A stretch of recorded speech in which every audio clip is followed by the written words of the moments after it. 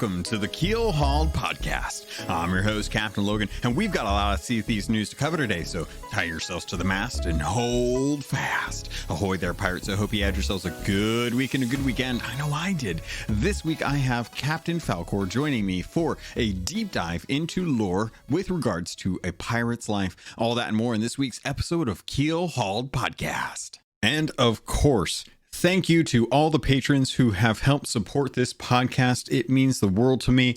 I am able to take care of new tech that I've been able to use for this. I'm getting a better desk soon, hopefully, TM, that will justify the hours I spend in this chair, working on the podcast, working on playing games and enjoying it and helping with the community. Thank you all so much. So to shout them out, as always, I want to let them know how much I love them. So Bentley Beaver, Chateau Noof, Chris Horn, Cosmic Johnson, El Jefe Esteban, Trickster, Jabaro5, Kazia the Rogue, Lumpy SRQ, Dub Goose, Evil Morpheus, Xbox Mike 29, Munchie, Regis Stella, Rust Belt Kid, TN Professor, Big Bad Pad, Mina Fairy Super Pack, Davram TV, Fergatron, Straw Hat Connor, Windsor Chris, and Zam. Wow. Thank you so much for your support. It really does change my lifestyle right now. It is helping me. If I can get more, if I can get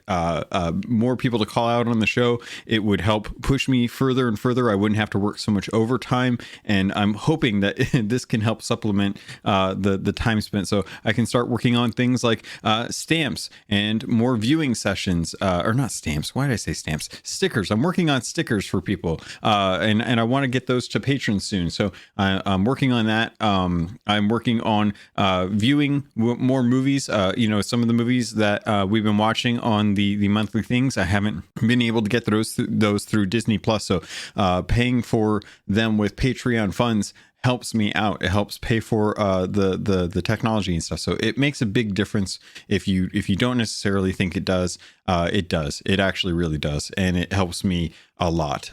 So thank you for your support. I really appreciate it. If you guys want to know how you can support, it would mean the world to me. Either just share this with someone that plays Sea of Thieves next time you go out sailing. Let them know, where they can get the podcast if they want to listen to something. This episode is with Falcore, so it's a great way to get some deep dive lores. Maybe you want a long form version of his videos that you don't get on YouTube. This is a great way to have him join up more often. And if I can get more and more people on, then you get these different opinions. You find some new people that you'd like to watch. I'm hopefully going to have another content creator on next week. I'm working out the scheduling for that, and then the week after that is the patron episode for the month of August. So I'm looking forward to that. So thank you all so much. I love you. It means the world that you support, and if you can, please, it helps. I rarely ever try to ask for money, but this is one of those instances where this is actually something that is really making a difference in my life. I didn't think it would, but we're going into this first year. It's been amazing, and I love you all so much. Enough with this. I'm getting too long in the tooth with this. Let's get to the interview with Falcore.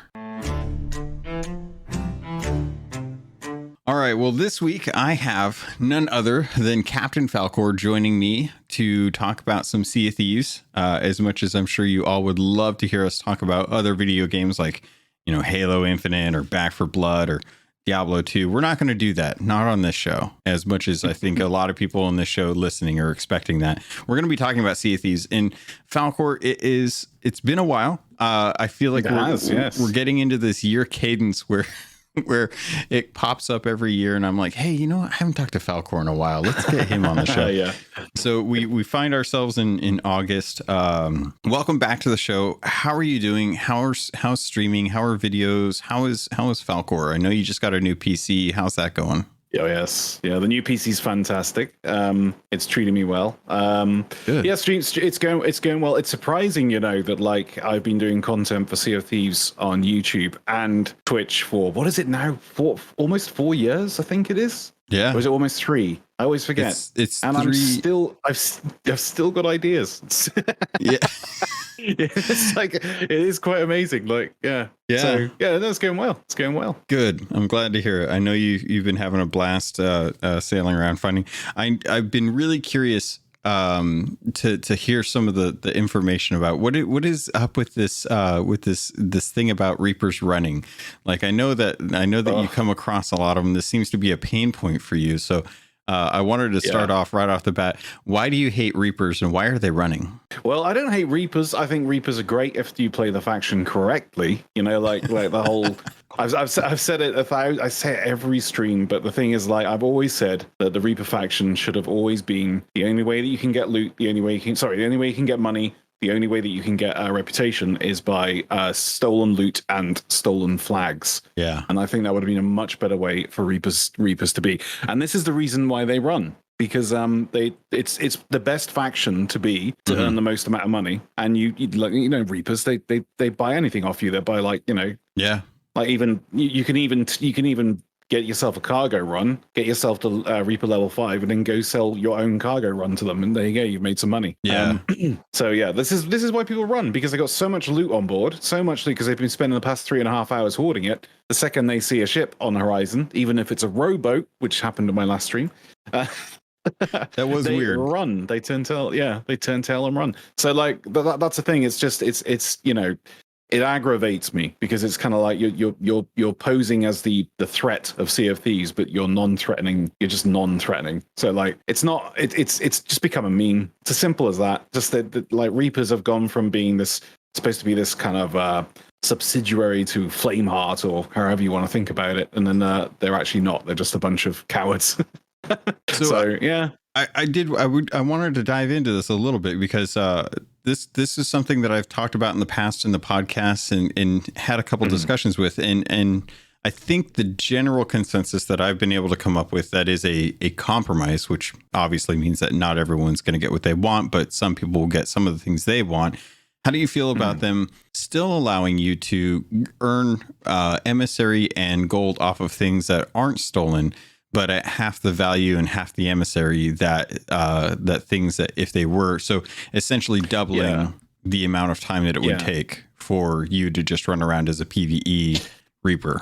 Yeah, definitely. Yeah, it does need. I mean, I don't think they're ever going to address it because it's something that's been going so far long now that like if they changed it, people would quit. They just would.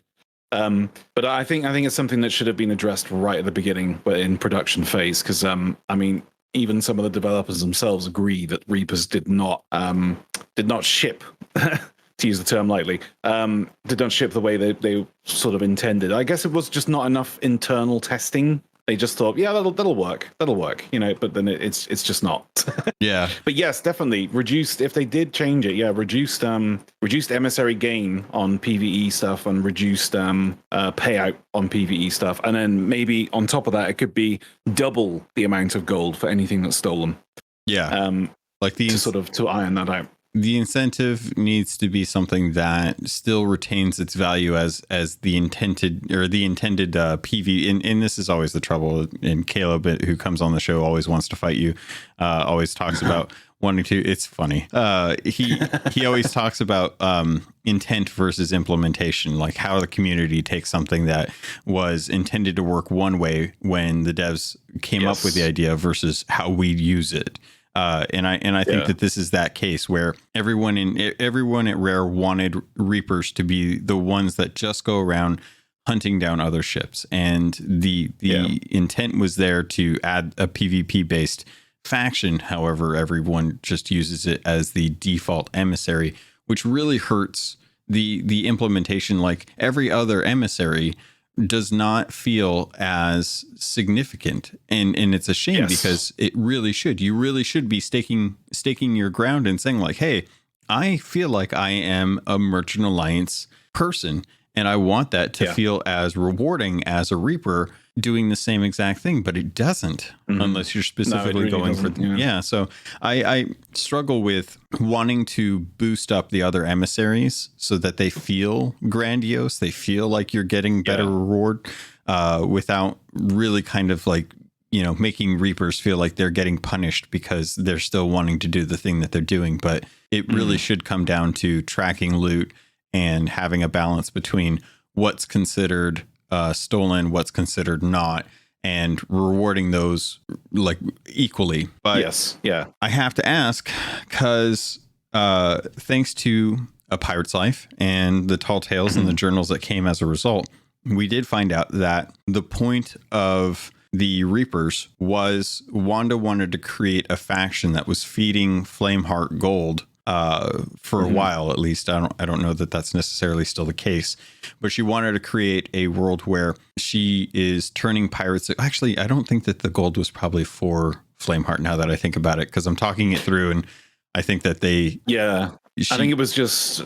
Yeah, carry on. I've got a theory on it, but yeah. Yeah, so she created it in spite of Flameheart to set pirates against each other so that we would destroy the Sea of Thieves. So that there wouldn't be anything left for him, according to one of her journals. So I'm curious if that is falling in line with what Sea of Thieves wants, or Rare wants for Reapers, and if there's a way that they can, as in lore, open up new content that helps redirect the focus of what the Reapers is, and if that would help. Hopefully. I mean, the way I see it is what Wanda essentially created a fort Mark II, basically, because all the forts in Sea of Thieves are tribute to Flameheart, and I think Wanda was sort of, with her knowledge of working in the outposts and stores, came up with the idea of creating a fort where it's not tribute left for Flameheart, but rather it's getting all the pirates in the world to give tribute without knowing it, but to give tribute to Flameheart. That way nobody steals the tribute because they're literally bringing the tribute to the outpost. And I think that was her intention to begin with. That was her intention. Like, I'm going to have the best goddamn fort in the world and everybody's going to bring me their loot. But then I think, and I'm not sure, but like it sort of lines up. I think in that scene in the Heart of Fire where you see Wanda turning away when she sees Stitch Jim get cursed, I think that was her turning point. That was her point where she was like, I don't trust this guy anymore. Like, he's betrayed Stitcher Jim. He's probably going to betray me as well. And I think that was literally her like walking away, like, right, I'm going to go find somebody else. Like, I'm going to go get my daddy. Like that's really interesting. I think that's when, yeah. No, continue on. Finish. Well, yeah, I think that's the point. That is the point, because we didn't see Wanda after that, and it is suspected. I mean, at this point, we can pretty much say it is, but it is suspected that the Servant of Flame is Flameheart Jr. There's so much symbolism going on there that is just too evident to ignore. I still push back on that, by the way. Really? Okay. I do.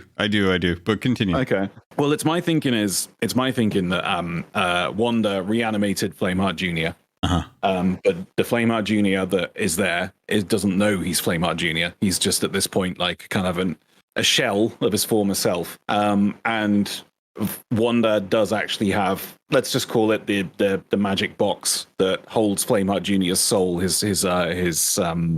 consciousness, I suppose you could say. And for now, she's just using him as a gopher, basically, for the Reaper Side faction. And I think that's going to be her ultimate weapon against Flameheart, is that suddenly, when Flameheart thinks he's won the world and everything's, in his favor, she's going to suddenly reveal, give Flameheart Jr. his soul back and be like, look, your son has been working under me all along. Like, have that. That's what I think is going to happen. To poke and prod, because that's what I love to do.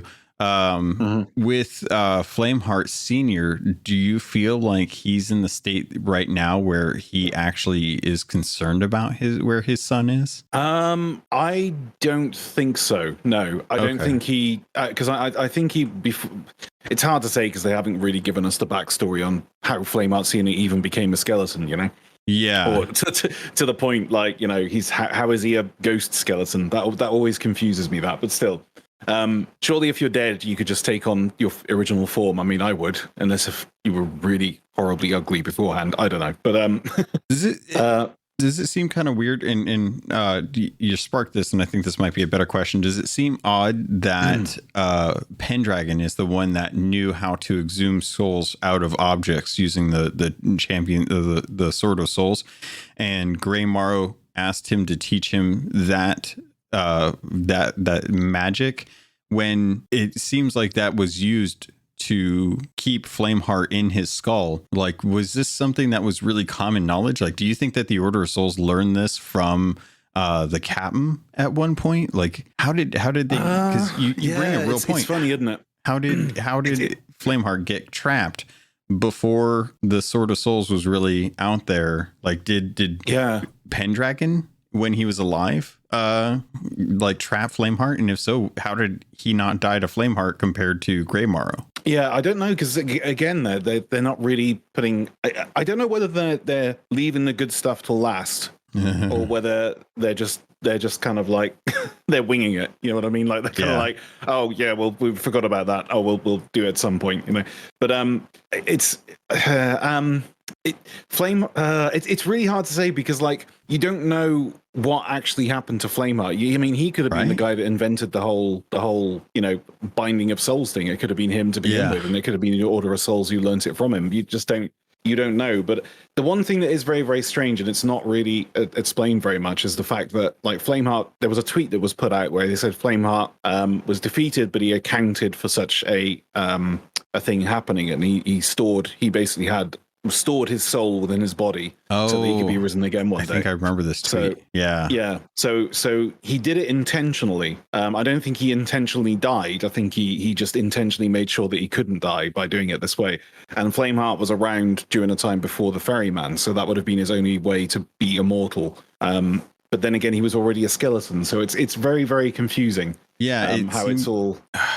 That seems so strange. So, okay. So, taking a step back, we're kind of walking it back. So I wanted to address the comment about the Servant of Flame being Flameheart Jr. because I have had a different narrative thread that I've been thinking in my head for quite a while. While I do think that the Fort 2.0 from Wanda is accurate, in that a lot of what she desires is for pirates to go out, raid the old skeleton forts, steal the tribute for Flameheart, and then bring it back to the Servant of Flame.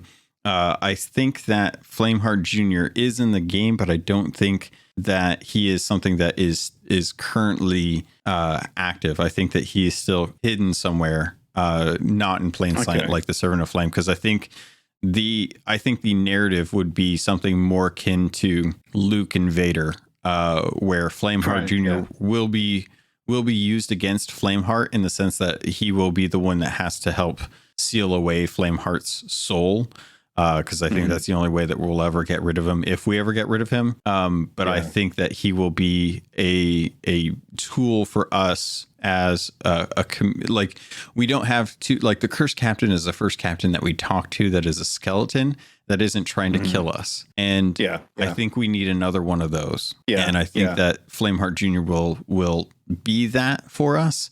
But I don't think that he'll be tied to the Reaper's bones, because I think that inherently puts him on one side of the fence versus the other. And I think you want to have him be as neutral as possible so that he's accessible from anyone's lore perspective. Yeah, no, I completely agree. I completely agree on some points on that. But you mentioned the fact that you need another skeleton lord that's friendly. And I'm really going off on one here, but I do think that I still believe that he's Flameheart Jr., the Servant of Flame. I think Wanda's going to use him to try and get her own back on Flameheart. But I do have a strong feeling that Flameheart Senior is going to essentially change his mind on how he perceives the Sea of Thieves. I think there's going to be a reckoning, and I do strongly believe that we're going to have a point within the game where we ally with Flameheart Senior. Interesting. And he becomes not friendly, but he's the enemy of my enemy is my friend type deal. Yeah. Because I mean, I talked about this in one of my videos, but I was saying that the Dark Brethren are now active. We're unsure whether the Gold Hoarder was defeated or not. I personally don't think he was. There's a lot of people saying he was defeated in Tall Tale 4 because he kind of blew up, but he didn't really blow up. He kind of just went. Some ritual being performed, and he kind of exploded with a ritual, but it was never confirmed whether he died or not. So, and the Dark Brethren are still out there. Davy Jones was defeated on the ship, but he's still alive. He's just not very happy about things. And the whole Dark Brethren is all about taking over the Sea of Damned, taking over the immortality in Sea of Thieves, and making death be death, you know? Yeah. And that's something the Pirate Lord would be against. That's something us pirates would be against. But it would also be something that Flameheart Senior would be very strongly against. So I think at some point we're going to be seeing Flameheart Senior as not an ally, but it's going to be something that we... just maybe a tall tale or something where he helps us out in a certain situation against the Dark Brethren or something. But I think that when Wanda's going to reveal that Flameheart Jr. is actually the servant of Flame, she's going to be like, "Ha! Look, I've had your son all along. He serves me now." And then I think Flameheart Jr. is then going to go, "Actually, no, I don't serve you at all. Like you've been pulling the strings along with Mr. Captain guy. Really, really annoyed me. I'm gonna side with Flameheart Senior now, and we're going to remake the Reaper's hideout into something completely different to help the Sea of Thieves. You know, she's going to just turn on everybody. I think Wanda, like she's going to turn on the Dark Brethren, Flameheart Junior, everything. Because there's so many things. Yeah, there's so many things in Tall Tale 4. I don't know if you noticed, but she constantly looks over with her mask off. She constantly looks over at you when you're stood there watching the Dark Brethren court. Mm-hmm. Like she's kind of acknowledging you, like saying, "Yeah, I know you're there," type thing. And I do think Wanda has just had her own agenda all along, and she wants to be the sole. You know, I mean that's what she wanted to begin with, wasn't it? She wanted to defeat all of the outposts. She wanted to take over the Sea of Thieves in the name of Flameheart, but she wanted to take it all over. Yeah. And now she's no longer she's now, you know, taking orders from a squid face. So I think that's her eventual rise to glory, is trying to do that. And I do think that's going to happen. She's going to take over as Flameheart Senior. And I think Wanda is going to be the skull in the sky eventually. Interesting. That's really, you know, that's my full thought process of how things are going to happen. Okay. So I do think that Flameheart will turn. But I think, and this is something I've talked about in previous episodes, so apologies for rehashing it, but I think that Flameheart will be the mad dog that is let loose on the Dark Brethren, his rage is not going to be something that is focused because he takes personal offense. I think he will see the threat to what he wants to do and attack it the same way that he attacks skeleton ships, the same way that he attacks. Like he feels like just a loose cannon. Like he is a wildfire. He is going to try and burn everything. And as a result, I think that the Dark Brethren aren't safe from his wrath any more than we are. And I think that he will eventually be quelled. And I think that a lot of that is going to do with Flameheart Jr. Whether it's the Servant of Flame or not, I can definitely see the ties. You know, he was trapped in a cave with a chalice that was left there by the captain. He turned into skeletons with his crew, and he was trapped down there. And we have no clue like how he got out or anything like that. But we know that there's an area underneath the fort of the Reaper's fort that has suggested chalice-like imagery there. Plus there's things under there that we just don't understand. There's a lot of noises that come from there. So it all kind of, it seems convenient that would be the answer. But sometimes the easiest answer is the actual answer for it. So I wanted to dive a little bit into Flameheart and Wanda because in these Tall Tales that we got, I've had this theory going and I feel like I've got some credence to it, but I wanted to dive into the merfolk stuff with you a little bit and get your beat on this. Sure. In the journals, Wanda refers to herself as being a queen to Flameheart, the king. And Flameheart sees himself as the king of Sea of Thieves. He feels like he is the ruler of it and that we're in his domain. In the Tall Tale 2, when you go and you find the journals for the slain Mer King, it is suggested with the scrawlings on the wall that the land walker king summoned the Siren King. He went up after the Mer Queen was reluctant for him to go up there, and he was subsequently slain and then trapped. My working theory is that Flameheart is that king. It wasn't like a group of ancient kings. And that the reason why the Mer Queen has sided with the Dark Brethren is also in part in retaliation against Flameheart, who killed. That's interesting. Yeah. Who killed her husband and then trapped his soul in that eternal chest of sorrows, which is why she went after the Silver Blade, because Flameheart Jr., the son of the king who slayed her husband, found it and subsequently kept it aboard the Silver Blade. Yeah, that's actually a very, very interesting theory. That means now I'm going to have to probably do a video on this subject and then shout you out on it.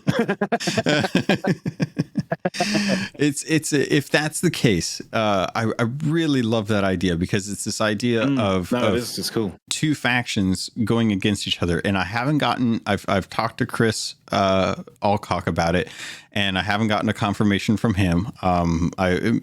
Chapman's been mum on the topic.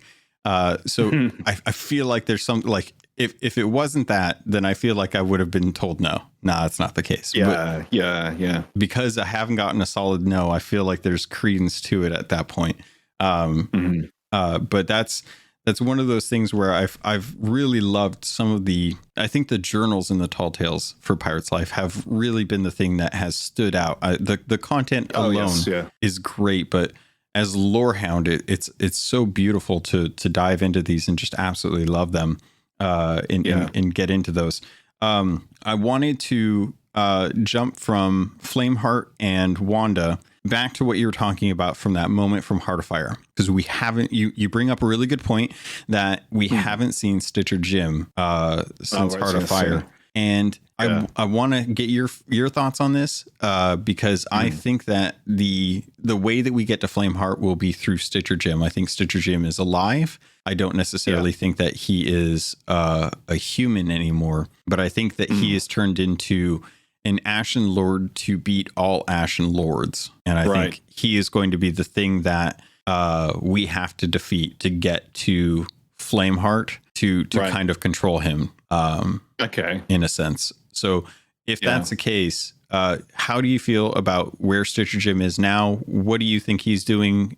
Would you want him to be an Ashen Lord? Well, one thing that's interesting is, I'm not sure if you're aware, but in the RPG game, there's a article about Stitcher Jim. They've recently they've released a new expansion for the RPG game called the Two Captains or something. I can't remember the name of it anyway. Yeah. But there's an article about Stitcher Jim in there, and it says that Stitcher Jim was cursed by or was attempted to be cursed by Captain Flameheart. But it says apparently this curse did not take effect, and nobody knows where Stitcher Jim is now. Oh, interesting. Now whether or not that means that the curse didn't work and he's still just regular old Stitcher Jim, or whether the curse didn't work fully and he's like kind of, an Ashen Lord mixed with a human, like a hybrid, so he's still got his thoughts in check, but he's got these extra powers, or whether he literally just did, run into that room and chop his own hand off, and now he's,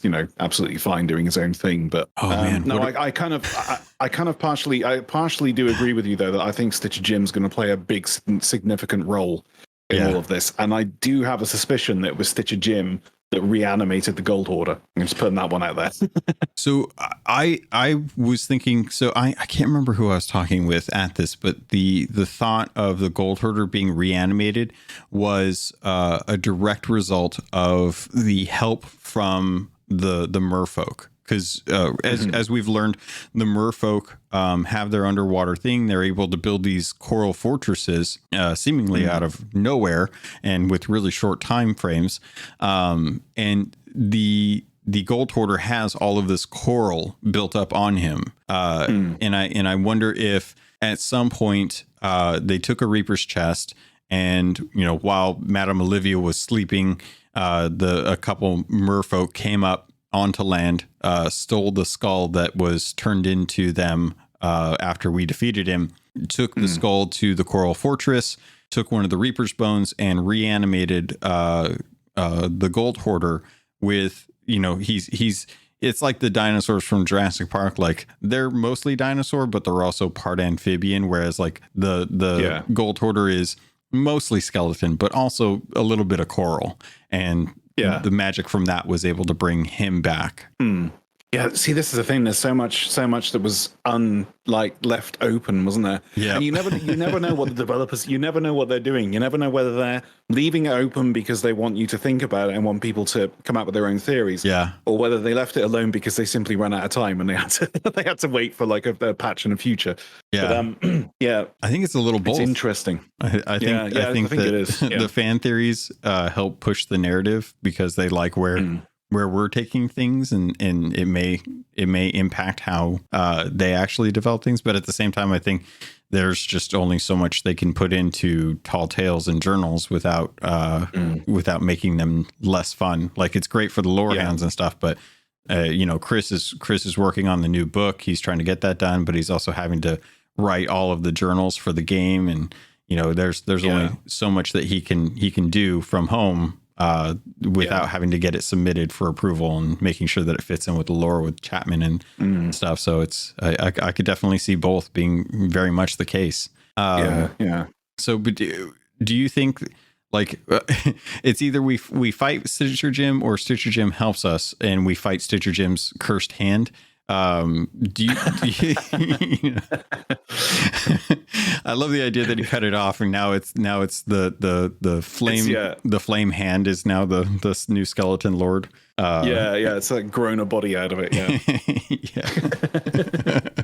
So do you think that it's going to be something where he's going to be like a fight, or do you think he'll come back as an NPC that we interact with? Because similarly with like Wanda and Duke, they're NPCs that we deal with, but we don't necessarily fight them for now. So I'm just wondering, like, are they retaining his NPC as a story-based character, or do you think that we'll actually get like a raid boss fight? And if that's the case, how do you feel about these fights? Because I know a lot of people are happy with, a lot of people are enjoying the content that came with the new enemies, but maybe the frequency of them is just a little too high for most people.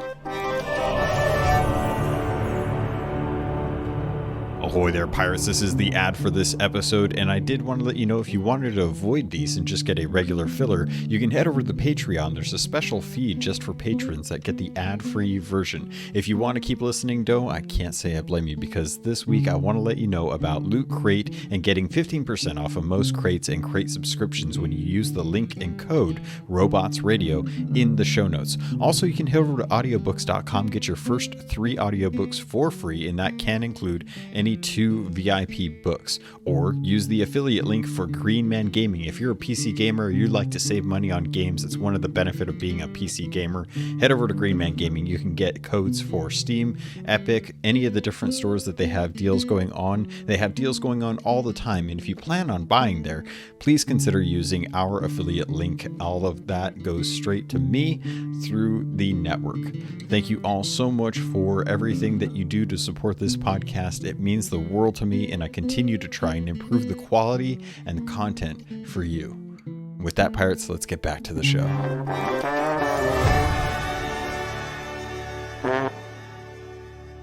Yes. I think the frequency of them does need to be toned down significantly. Well, not significantly, but the problem with the enemies at the moment is not so much the frequency of them; it's that they overlap with the other enemies. So you hop onto you put one till on an island, and you get 3 ocean crawlers, 2 phantoms, and 5 skeletons. It's a little bit too much, especially for newer players, which is what this game's all about, really, isn't it? It's about appeasing the newer player. So they dropped the ball on that one, I think.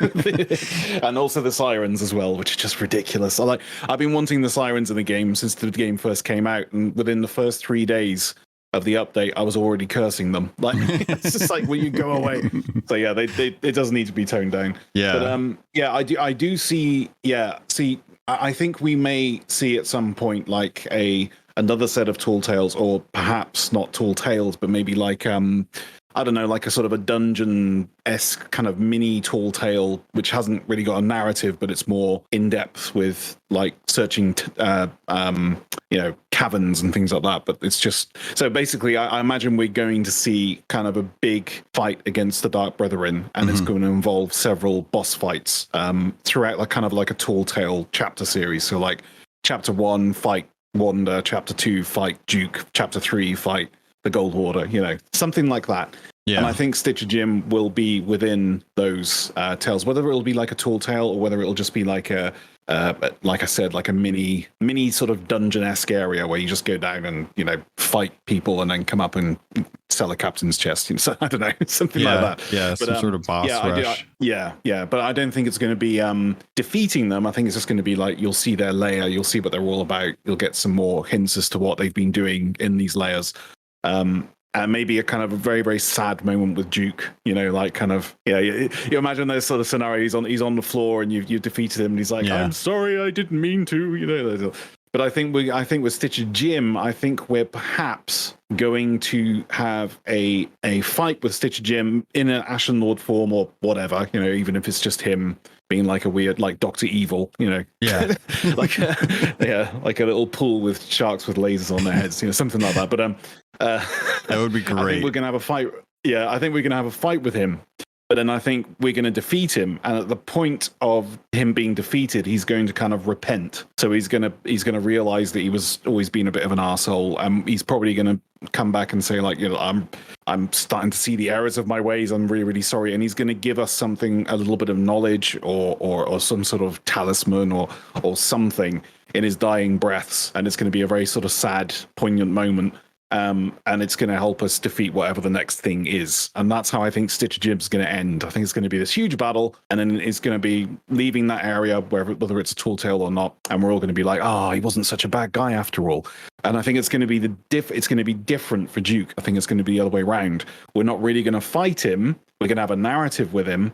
But then he's going to reveal that he's been a really, really horrible person all along. So I think it's going to really play on our emotions with the characters. I think we're going to sort of think, it's Duke, he's the nice guy, there's nothing's going to go wrong. And it's going to be like literally finding like the his internet history tab, you know what I mean? It's like, oh my god, what was he doing?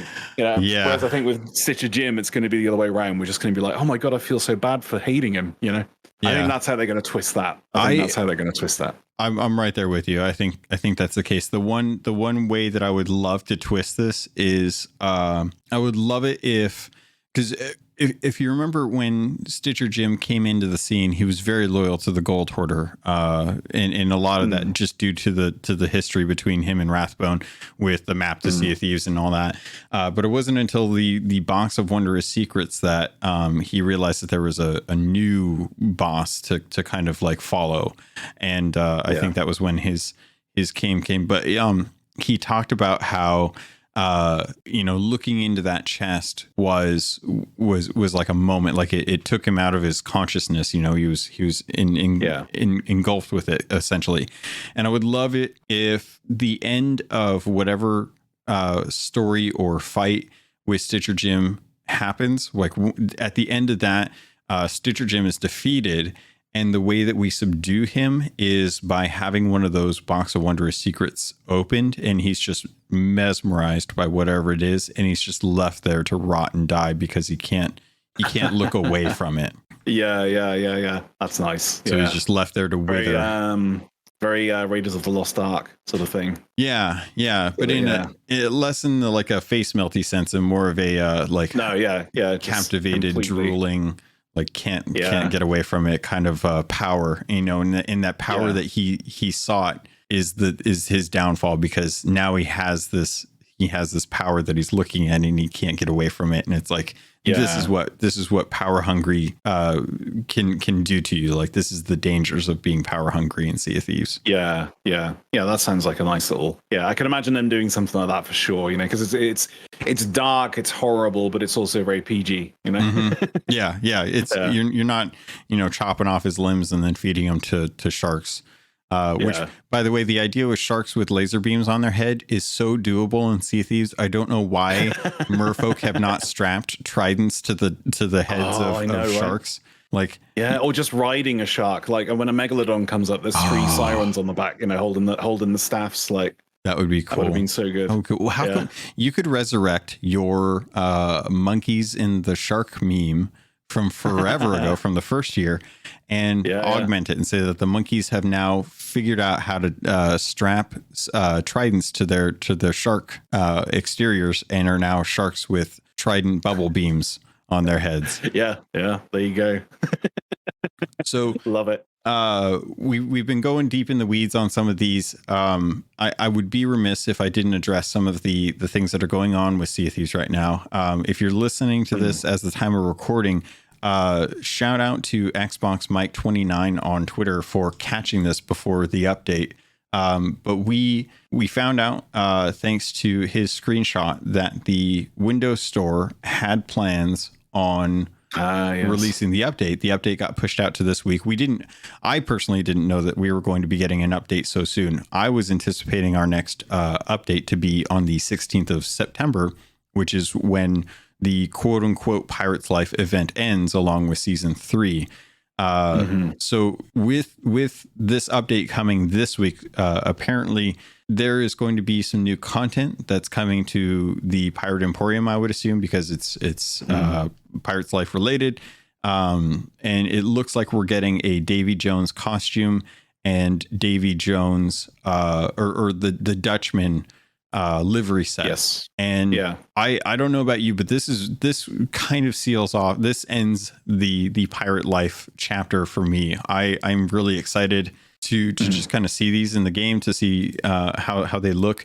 Did you get a chance to see the cosmetics that he had clipped or other people had posted? I saw the pictures. Yeah. I saw the pictures of what it looks like. And one thing I was quite happy to see is it looks like the Davy Jones costume doesn't actually give you a squid face. It's like Davy Jones as he was before. Well, it looks like he's partially like halfway. Because I have to admit, like I was 50-50 with Jack Sparrow's cosmetics being in the game. I was a little bit disappointed because I was kind of like, yeah, well, I love it. Don't get me wrong. I thought it was great.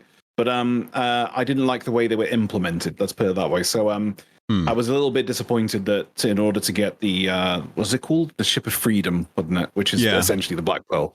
I was a bit disappointed that was just a Pirate Emporium thing. Going to be completely honest. I mean, I get why they put it in the Pirate Emporium, because everybody wants that ship and everybody wants to look like Jack Sparrow. But like, yeah, so it's definitely a moneymaker. But just little bit disappointed that's what it was. I think it would have been much better to deploy that as a tall tale incentive. Like tall tale, in my opinion, the stuff you got from the tall tales, the cosmetics, were a little bit lackluster. They're like there wasn't really much to them. There wasn't much to the storyline. Like the only thing that was poignant to the storyline in terms of the cosmetics was that kind of corally based chipset, but it's all pink. Like there's so many colors down in those coral fortresses, and they chose pink. Like So I think the way it was deployed was a little bit bad, and also it now looks like the Davy Jones cosmetics are also going to be Pirate Emporium. Yeah, I do get it. I do understand, because it's going to make them a lot of money, and why not? And it's there's probably a lot of red tape involved with Disney. It's probably like,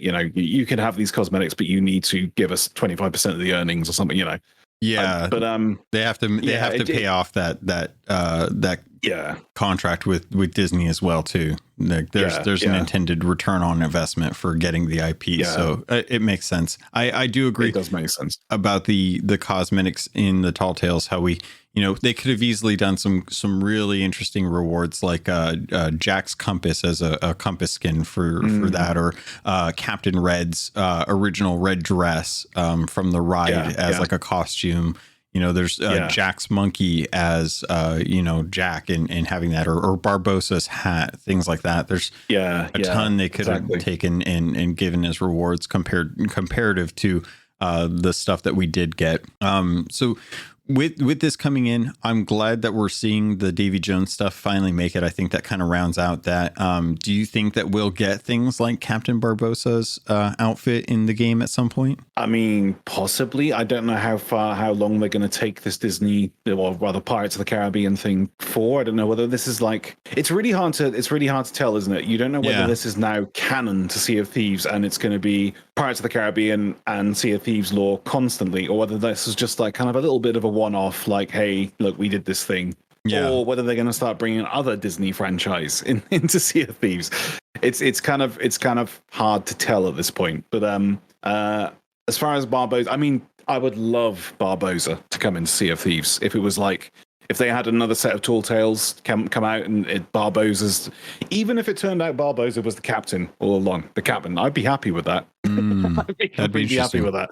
Yeah, but yeah, definitely. Yeah, I would love to have Barbossa in the game, but the thing is, it's like I really enjoyed Pirates Life Tall Tales, and I really enjoyed the fact that Captain Jack Sparrow was in the game, and it was great to actually have him on your ship. It was one of those sort of proper kind of gaming feel good moments that Sea of Thieves had Pirates of the Caribbean, and it's like the match made in heaven, so to speak. But and I'm sure you'll agree as well, but there was a few things in the Tall Tales where I was like, oh, you could have done that a little bit better, like concerning the Sea of Thieves lore.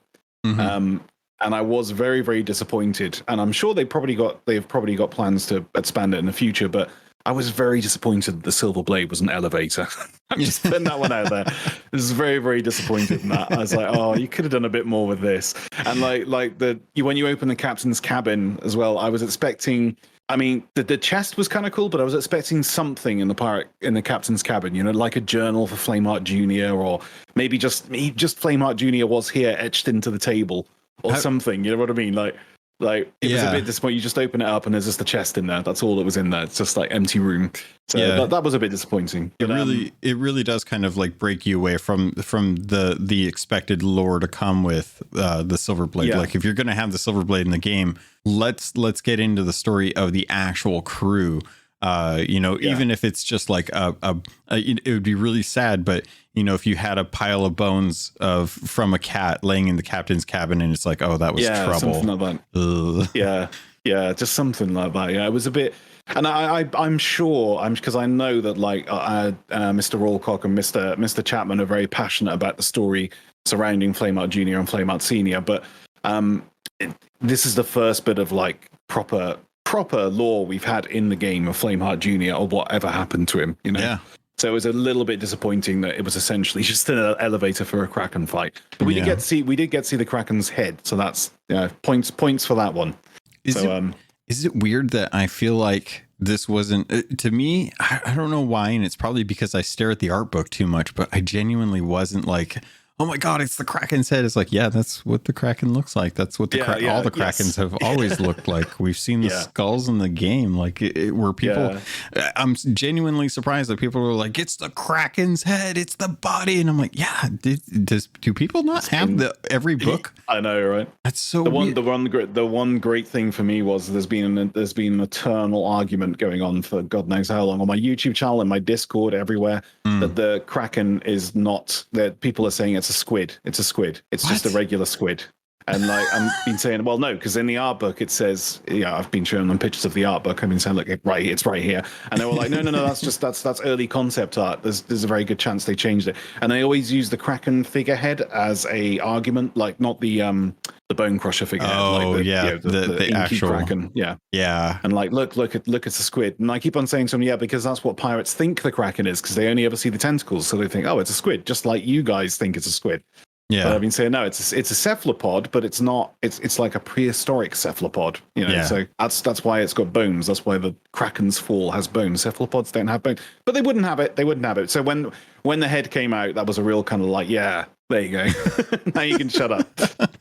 It's like Duke referencing Flameheart as senior as opposed to junior. Sometimes the game just has to tell people everything that we've been telling them for months and years and stuff. People should just trust us more, and especially when it comes to Duke being a bad guy, because apparently no one believed me on that one either. So I figured I wanted to dive into this as well. The Twitch drops are coming this weekend. I'm excited to finally see the actual, and thank you for posting out the new dates, because I missed this, and apparently this was something that was pretty well known for most other people. But the Twitch drops that were supposed to be this weekend are actually coming out next weekend. I'm sure you're going to be streaming and helping people earn those. How are you with the Twitch drops? Are you pretty content with those for now? I think it's a really good system they have in place, and I really do like this Twitch drops for everybody they've been doing recently. I don't know whether they're going to do it again, but I hope so. I do like that. I thought it was a really good and brilliant for brilliant for Sea of Thieves as well. Like the viewership for Sea of Thieves on those few days when Twitch had everybody doing the drops, the viewership was insane. So like it's definitely good for them to do that. So yeah, and I dropped out of that because I was like, well, I knew I had Twitch drops coming up, which were just for partners. So I was like, it's a little bit greedy if I'm taking all the viewership for everybody does Twitch drops and my own Twitch drops. So I was like, I'm going to take a seat on this one. Yeah, it's appreciated because I think that is where I think the Twitch drops, and I think that's where honestly the creator crew fell short. Was it didn't reward people for who were trying to work on the creator crew, and I feel like they really need to kind of go back and pay some attention to that program, offer the drops for everyone, so that you do have reasons for people to work on their streaming and stuff like that. I'm really happy to see that they're still doing the partnered stuff, because it does kind of help elevate the content creators out there. I'll be honest, there's a ton of new partners out there that I've never heard of, and they have like zero Twitter presence. So I just don't have enough time to catch them all. But I was looking at last night, I was checking the numbers on Twitch, and I was kind of disappointed because it was a Friday night for me, and the Twitch viewership had Sea of Thieves at like 3.2 and StarCraft 2, which is another game that I follow because I absolutely love it. But it's been a game that's been in maintenance mode for a couple of years now, and it actually had like 3.6 viewers in it. And I'm like, this is a Friday night, man. This is like a Friday night. Streamer should be on there. We should be having, and I'm not trying to call you out on this. I'm just surprised because I genuinely thought that with Pirates of the Caribbean update, we would have a lot more streaming, but with Plunder games, it feels like it's a little bit low on events or content to really drum up right now. So I've got strong opinions about the event system, and the developers know this because I keep on telling them. But the event system, although it's a great idea, is really not being executed very well at all. There's so many things that you can do in Sea of Thieves, but it doesn't involve adding new content, not new mechanics. So many mechanics present in Sea of Thieves that could make events just really, really entertaining. And the Plunder games was a great example of this. It's just boring. There's nothing about it, not even any cosmetics or anything. It's just go do the thing we've always been doing for nothing. You get a bit of gold, that's it.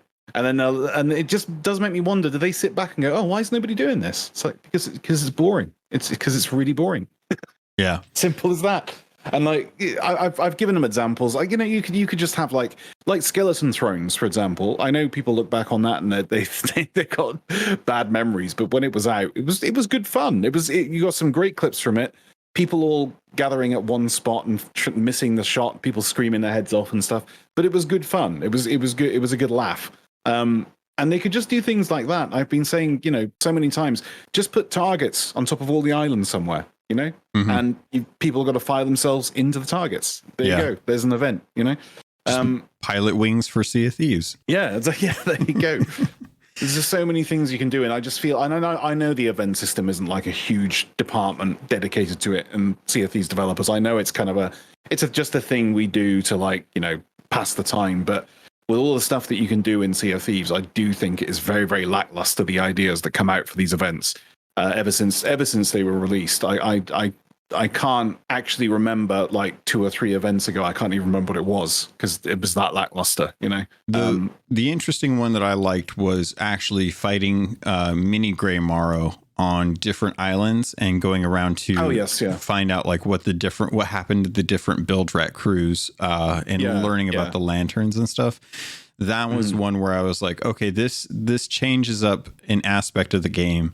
While still using familiar elements and revealing a little bit of lore and stuff like that. So there's been a couple out there, but overall, I would have to say I genuinely agree that most of the updates aren't too compelling. I think the Reapers versus the Worlds one was kind of fun because it gave Reapers a little bit of a nudge saying like, okay, go murder. It's fine. Good reason to go murder kind of thing. And also the emissaries were, you had good reasons to work on your emissary stuff. Although I think the timing was a little off on that one, but Yeah, I think the seasons do come with the caveat that if we're going to have a 3-month long time frame where we are working on a plunder pass, then the events should be a little more engaging, and they really, really, really, really, really need to take a hard look at that UI and just tear it all down. Yeah. And I will be happy if we've got, like your inventory, voyages, and I can't even remember what the other one is, like reputations and quests or reputations and stuff. Just add more tabs to that. Break out some of that stuff. Take events and make it events like its own tab up there, so that I can go just directly to that. I don't have to drill 3 levels deep before I even get to the options to look at the events. So hopefully they're taking a look at that now that they've gotten most of this big content up with Pirate's Life. They're able to kind of take a look at and see, if there's ways that they can address the UI to make it more accessible and more readable for people, and then bring in events as a kind of like a refresh for events as well. Yeah, 100%. There was one thing that I think we've been skirting while the conversation has kind of flirted heavily with lore. You put out a video, and I think I would be remiss if we didn't talk about it and then address a couple of things real quick. You put out a video at the very end where you had a theory that a lot of people were like, yes, and a lot of people were like, nah. It was very divisive, and I'm curious to kind of talk to you about the cursed captain versus the captain, and why you feel that the cursed captain, and specifically how you feel that the cursed captain will be the captain. Not just the logo being an interesting play on his signature from the rabbit. Well, so the thing is, like, I have many theories. It's like I even do have a theory that the captain might be Captain Hook from the Peter Pan series. Yes, I do like that one, by the way. I think that's a really good one. Yeah, I mean, there's so much that points to it. There really is. It's we'll talk about that in a minute. But yeah, my theory. That's one of many theories. The cursed captain being the captain. Is that, like, so? For example, in the very first Tall Tale, where we meet him and his head, Tildama, or Calypso, or whatever you want to call her, she says that, like, it's not really the Sea of the Damned we go to there, it's his memory. We're living his memory, and he doesn't realize that he's actually in his own memory, and that's all that is. And then we see him later on in Tall Tale 3, I think it is, where he's the head of the or rather the talisman of the undead tavern. Yep. And he's like, I've many years have passed, like, since you last saw me, and now I'm just going to be ahead of here. And it definitely is a play on the skull scene in the Pirates of the Caribbean ride. Yeah. So it's definitely a hint towards that. But see, in my eyes, the captain, or the captain, I'll just call him the captain because it's very hard to say the captain all the time. Yeah. But the captain in my eyes, because I don't see the captain as being this evil, horrible, like Flameheart Senior ×2, very, very rageful person. I've always seen the captain as a very vindictive, very almost like the Joker. I see the captain as being like the Joker. Like, he's not evil per se. He's a little bit corrupt, and he's a bit pissed off about how everything is, and he just wants to do it his way, and I see him like that, and that the cursed captain fits that agenda for me. And since we don't know what the captain's like, we all we know is what Flameheart Jr. said in his journal. And the other interesting thing in Flameheart's journal is that what we learn about the captain is, he says in the journal, I think he said something along the lines of, the captain is now telling me to write this. So it's like the captain was literally saying, you need to write these words, like, in your journal. Yeah. Almost like the captain was, he's pulling strings. He knew somebody was going to find the journal. He knew somebody was going to read it. He knew that, like, we were going to come up to our own conclusions. And we also, this is the thing, see, because it says that because in the journal, Captain Flameheart says, I beg you to believe me, or something like that, but the captain is a talking, walking skeleton. And it does make me wonder, like, was he actually a talking, walking skeleton, or did the captain just tell Playbot Genius tell people that? It's all very strange. But I think, so basically I think the that theory about the captain, the cursed captain being the captain, literally all just boils down to the fact that in the Sea of the Damned, time is completely different. We lived his memory. You can see things kind of from the future in terms of memory in the Sea of the Damned. You can also see them in terms of the past, depending on what you're seeing right there. It's all very weird. And when the cursed captain, when he's the skull above the tavern, and he says, "I've done many things since I last saw you, and now I'm just content to be the skull above this tavern." I think he's talking about stuff that he's already done within the Sea of Thieves. So he's basically saying that, like, you know, that essentially is the captain's ending, just being above the tavern, having a good old time. But we will actually see in the future, we will see how he became the skull above the tavern within the game itself. And I think it's just a theory, but I think we will see him as the captain. He will be the guy that, you know, sails into the Sea of Thieves, but he won't remember us because, you know, in his head, we haven't met him yet, and it'll all be very weird and strange. But that's just one of the many theories I have about who it could be. But that's pretty much it.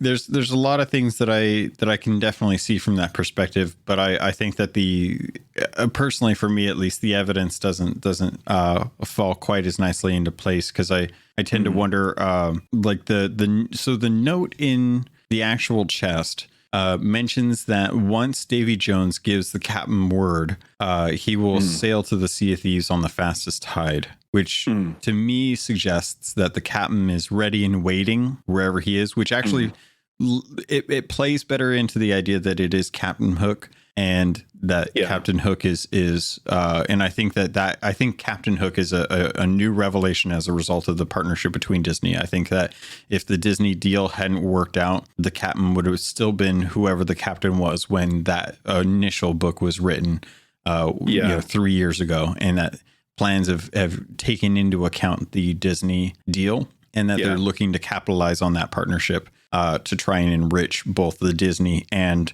Sea of Thieves IPs together. Because it feels like one of those scenarios where it is very easy to imagine Captain Hook sailing in to the Sea of Thieves as soon as he possibly can from Never Never Land, and being able to drop in as soon as he needs, as soon as he can.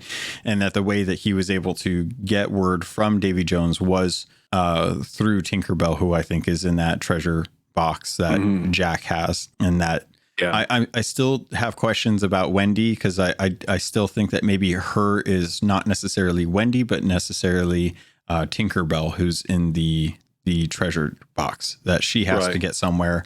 And Jack has promised that they'll get there, but he's being Jack and being selfish, using using her ability to get from place to place, in an effort to do his own bidding before he keeps his promise to her.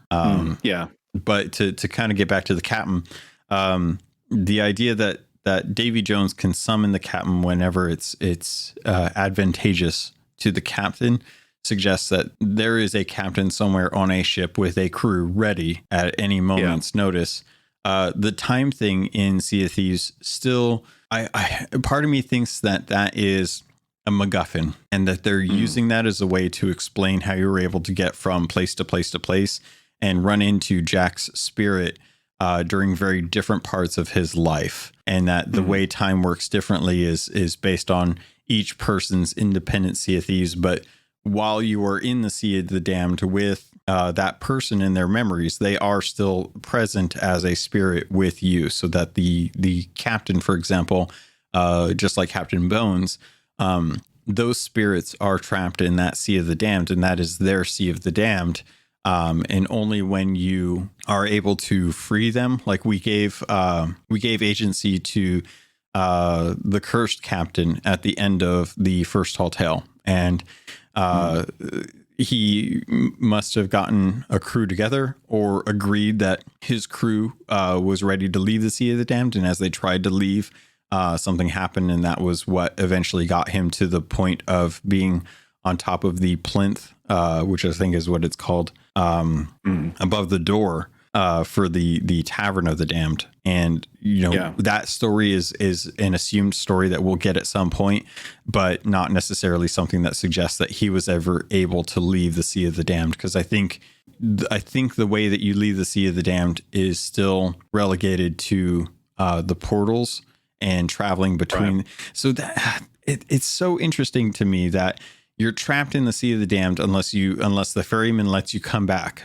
But we have portals that let us get in through Calypso. Yeah. So who really has the power? Is it the sea god or is it the ferryman? Yeah. That's the thing. Yeah. This is more stuff that needs to be explained. It's really hard to kind of like put it all together, because like this is one thing I was talking about earlier on. How I was a little bit disappointed, like the lore in the Sea of in the New Tall Tales is more kind of centered on the Pirates of the Caribbean lore and not so much the Sea of Thieves lore. But then I guess they kind of had to do that because they're kind of introducing a whole new story arc, including the Disney sort of story arc. So yeah. But then it makes you wonder: are they doing that because they're going to keep the Disney story arc, or are they doing that just because they've been paid lots of money and they need to need to fulfill goals? But yeah, it's interesting that, because it's like, so if Calypso can essentially take control of the Sea of the Damned, then why is the ferryman the ferryman? Yeah. Like who has the real control? Yeah. It's all very it's confusing. It's all very interesting. Yeah, it's confusing because there's definitely thing like I have the same question of Ramses. Like Ramses can travel to the Maiden Voyage Island because there's still a lot of magic present, even though it is technically out of the Sea of Thieves. And if he can go there, and he can go to the Shores of Gold, which is enshrouded within the Devil's Shroud, it's like it feels like he can go just about anywhere. But it didn't seem to matter to him that this new Brethren court had kind of spun up under his nose, and he's just like, all right, well, as long as you're having an adventure, it's all about the glory. It's like, okay, but what about the downfall of the Sea of Thieves? It's like, it's all about the glory. And I'm like, Ramsey, you made this place, dude. Like, this is your joint. Like, you found it, you crafted it, you found it. The ancients were here, but they're gone. This was kind of your baby. You're the one that came up with everything. And I'm just like, he has zero concern for anything that's going on. It's like it's like Sherlock Holmes in the opium bar. He just it's Moriarty is out there doing his own thing, and here's Sherlock getting really, really high. And you're like, do you care about this? And it's like, no, not really. It'll be fine. It's like, are you sure it's going to be fine? Or are you just really high? Yeah. I think that's pretty much what the Pirate Lord does. He just gets high all the time. Yeah. At this point, it's just... I'm looking... This is another thing I brought up in a video that I was a little bit disappointed as well, that after you'd done the Pirate's Life, you came back to the Sea of Thieves. And it was a little bit of a downer because you had such amazing times in the New Tall Tales, and you had that big crescendo of an ending, and it was all like you really did feel like a hero at the end of those Tall Tales. Yeah. And like the original Tall Tales, you felt good for killing the Gold Hoarder, but you didn't really feel like a hero. It was just kind of like, I did that thing, that's it, it's done. But this one, you really did feel like you were going to get a proper Star Wars ending, at the end of it. And then after the Tall Tale's done, and that thing comes up saying Tall Tale completed, you're like, right, so what's changed? It's like Flameheart's still in the sky cursing you. It's like nothing really. The only thing that changed was the fact that we've got the merfolk, the sirens, and the new ocean crawlers around. That's the only thing that actually changed, and it was a little bit of a downer for me. Nothing they didn't think about changing something else within the world, I'm glad that you brought this up, because I had the exact same feeling that at the end of the day, everything was tied up with a nice little bow on it, and nothing really was impacted. We had the introduction of the Brethren Court. That information was revealed to us. We had it felt like a Saturday morning episode of the G.I. Joes. Like, Cobra's invading. GI Joe's got to stop them before they take over and world dominating, or like Turtles and Shredder. Like Shredder's attacking, you got to stop Shredder. You defeat Shredder. He's not gone, but at the same time, you're kind of left at the state that everything was, and there's no fallout except for the merfolk, and now we're left eternally apologizing for the king that we killed and the queen that we killed, and everything that we destroyed, and it's so strange that that we don't have merfolk that are not fully, and that's a whole nother episode right there, diving into merfolk and the statues. I want to break that all down and chat with you at some point about mer statues, and if they are actually people, if they are people, what state are they in, how come merfolk are cursed. But that's gonna have to be another episode for sure. But yeah, at the end of the Tall Tales, I definitely felt like everything was done and nothing really changed, and I was kind of like, that's kind of a bummer. But at the same time, I 100% respect Rare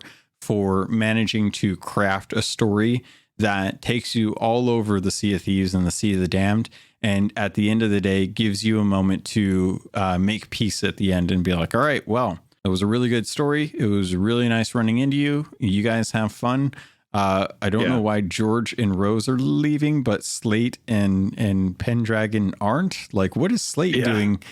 What has Slate got to do in the Sea of Thieves where he's like, I feel like I got to stick around? It's like, really, dude, where are you going? What are you doing? Meanwhile, George and Rose are like, yeah, get me out of here. I mean, it was lovely to have George and Rose back. That was a real nice moment. That was a proper tearjerker for some people, but it was great to have that. But and also great to know that they're now actually the crew of the Black Pearl, which is just ties in so many things. But it was kind of like the thing that got me was like, what? So why don't Pendragon and I've forgotten his name already. Jesus Eli Christ, Slate. The other guy, Eli Slate. That's it. Why don't they want to be living? Surely they could do more being living. Like, wouldn't? Yeah. It's just very, very strange how they didn't react to that, because like the Ferryman comes out and he's like, the deeds of the people that have done this thing, I shall now grant them with life. And they give Rose and George their life back and Jack Sparrow, but then don't give it to Pendragon or Slate. And then there was no reaction to that. Like, if I was Pendragon and Slate, I'd be kind of like, what about us? We did quite a lot back there. We literally helped save the world. Can we have our lives back, please?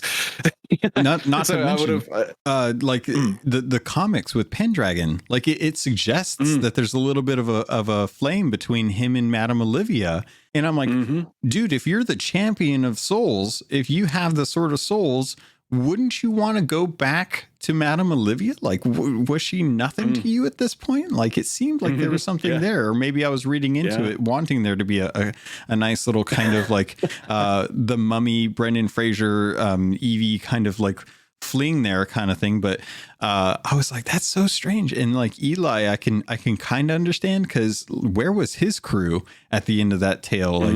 Like we freed the souls of his crew and we saw them on the ferry, but they weren't anywhere to be found. No, it was really strange. So I don't know, maybe Rare has bigger plans for them, and we'll find out. I really do hope that Pendragon is just continued on in all these stories. I think he will, given the nature of the comics and stuff, but I love that. Yeah. I love that character, man. That character is so fun for me. It really is. Yeah, he's definitely one of my favorite characters. I do hope that I would love to see more tales that are centered around Pendragon. Not even tales, just more lore put into the game about his life and such. What he did in the Sea of Thieves, and like you said, maybe a little bit of romance going on with Olivia.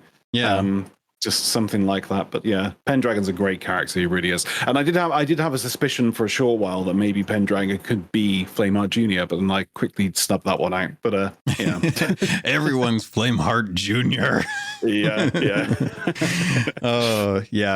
It'll be really interesting to see where his character goes, because I do think, like, the theory that I have with Flameheart Jr. being kind of that metaphor, analogous to Luke and Vader. I feel like Pendragon will be the Han Solo to Flameheart Jr. When that comes about. And I think that that will be facilitated in the future, because I think that there will have to be some sort of reckoning with Flameheart Jr. He has to come to terms with what he is. And I think that the way that I think Pendragon, in the way that he was the catalyst to get Jack out of the Tavern of the Damned and help us stop Davy Jones, I think Pendragon will again be that catalyst that helps pushes Flameheart Jr. into helping us stop Flameheart Sr. when that eventuality comes, and to kind of shake him out of his like apathy towards what's going on in the world right now. Like whatever's happening right now is preventing him from feeling like he can participate. And I don't know why my phone is going off. That's great. It's Mike Chapman. It actually is. Mike Chapman just going, shh. It says, hey, just wanted to check in with you. I heard you were going to be talking to Flameheart or Falcore this weekend. Sorry, I keep calling you Flameheart, and I don't know why. And it annoys me every time I do it. Let's see. Talk to Falcore. Larry's dead. I don't know what that means. I'm so sorry. Larry's dead. That's no, that's just me forgetting to turn off my phone, but it wasn't actually I wish it was Chapman. Chapman, please talk to me. I miss you. I can't believe they had the giant Kraken tentacles over at the stair. They had Rare Fest this weekend, for anyone that doesn't know, and they posted photos on Twitter, and they had giant blow up Kraken tentacles like coming out of the studio, and I was just like, oh my god, it's happening. Karen is real. Yeah. So absolutely love that. But yeah, there's so much more I want to dive into. We've already been going over an hour, and I want to let you get going, because I know I've got my community is probably wondering where the heck I am with what we're working on today. But Falcore, let me know if is there anything that you wanted to touch on real quick before we get going? I can't really think of anything. Let's see. I think we've pretty much gone over everything. I mean, there's loads I would love to touch on, but not with the amount of time we both have. No, I can't think of anything we talked about. No, I can't. Yeah, no. Cool. Well, I wanted to make sure just to give the opportunity in case something did, in case I missed something completely. Real quick. Do you think that pigs and monkeys should be, or not monkeys, chickens should be pets that you can purchase? Oh yes, definitely. Yeah, 100%. Yeah, okay. And snakes. Okay. I think it's funny. I love the idea of that. Actually, like the one merchant alliance representative over at Daggertooth who's always telling you to be mindful of the snakes and to be nice to them. Yeah. Like it feels like she should definitely be championing the idea of being able to purchase snakes as pets and stuff and take care of them. Yeah. Awesome. Yeah, definitely. Well, Falcore, thanks for joining. I love when we get the opportunity to chat. I definitely need to see if we can schedule out another episode in the future, where I can have you, we can kind of sit down and kind of hash out the merfolk stuff. Cause I have so many thoughts that I just need to bounce off of you, to see if you agree, if I'm off my rocker, am I missing something that I just, haven't been paying attention to, kind of thing. So hopefully we can get that scheduled out in the future. Yeah, sure. If people don't know where, I don't know why someone would be listening to this podcast and haven't run into you, but in the off chance that there's someone who's fresh to Sea of Thieves, they only listen to podcasts and they've never approached YouTube or Twitch, where can people get your content? They can get my content on YouTube, Captain Falcore, and they can get my content on Twitch, Captain Falcore. And also they can get sort of very lackluster content on my Twitter, Captain Falcore. Well, thank you for coming on. It's great to have you every time that you come to visit, and I love having these conversations. And shout out to my community and yours and everyone else's community who's just really just like the best. I love our community so much. I love the Sea of Thieves community. It's been so much fun. So I'm looking forward to our next opportunity to chat. And I think we will call it here. Awesome. There we go. That's it, man. Well, thank you so much. I appreciate it so much. I got to get going. No worries, dude.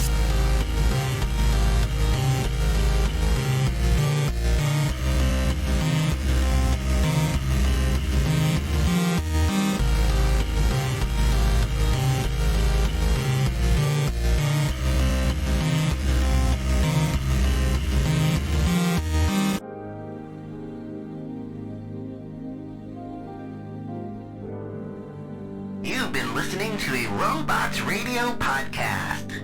Smart shows for interesting people.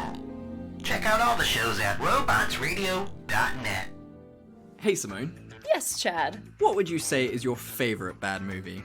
Oh, where would I start? But probably at zombie strippers. Oh yeah, which we've actually done on our podcast, Fresh Tomatoes, the movie podcast. This is a podcast where we take some of the worst movies ever created, and even some of those movies that you might have thought were brilliant, but still got a bad critic score, and we say nice things about them, because you know what? Someone put the effort in, so we're gonna be there, fighting in their corner. Absolutely, Chad. Even if the movie was total garbage, there are some makeup artists that gave it their all, and we're here to recognize that. Exactly. And with really fun themes every week, such as National Treasure Week, Weddings Week, movies with Jeremy Irons and dragons in them. How could you go wrong by joining us every Tuesday and Thursday for some optimism in your life? And like we say at the end of every episode, we love you and there's nothing you can do about it. We love you and there's nothing you can do about it. Goodbye! Do you like adventure? Yeah. Do you like laughing? Yeah. Would you like to listen to a group of people you don't know play D&D and reference retro pop culture you vaguely remember? Excellent. You're going to love Committee Quest. We play D&D in the world of Amarin. We use adventure modules and supplements made by people in the community. We also have a sweet synthwave backing track. Come and join us on our adventure. Volume 1 has been completed. Volume 2 coming the end of January. You can find us on iTunes, Podbean, or wherever you get your podcasts from.